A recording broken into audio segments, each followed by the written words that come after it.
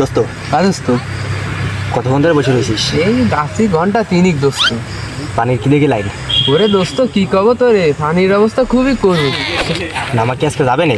আরে না রে দোস্ত, চল বাড়িতে আজকে গোসল করা লাগবে না। বাড়িতে মারে কবে নাকি আজকে গোসল করবো না, ওই কইরে আইছে বুঝছো, এই কথা কবে নি।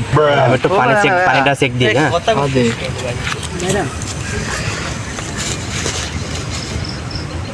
ওরে বাবা, কি হলো দোস্ত? দোস্ত গোসল করা যাবে না দোস্ত, আজকের অবস্থা খুব খারাপ দোস্ত। চল দোস্ত বাড়ির দিকে বাড়ির যাই। দিকে যাই। আজকে তো মনে হয় গোসল করা হবে না রে, যা বুঝতে পারিস। আরে ভাই তোরা কতক্ষণ ধরে বসে রয়েছিস? বেশি না দোস্ত, এই তো ঘন্টাখানেক হয়ে গেছে। পানির কন্ডিশন কি একটা গা গোসল দেওয়া যাবে না নাকি? মনে তো না মস্ত না রে দোস্ত, লাইন নেই কোনো, পানির অবস্থা খুব জটিল।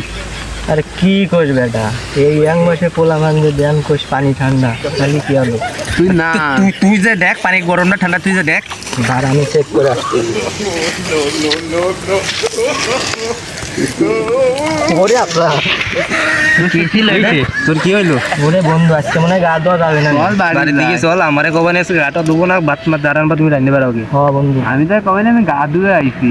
হ্যাঁ চল বাড়ির দিকে যাই বুঝছো? प्यारी समझ गई। এ এ ও কি মানুষ না জলবস্তি? দেখবে ও কি মানুষ না জলবস্তি? এই তুই কামটা করলি কি? এই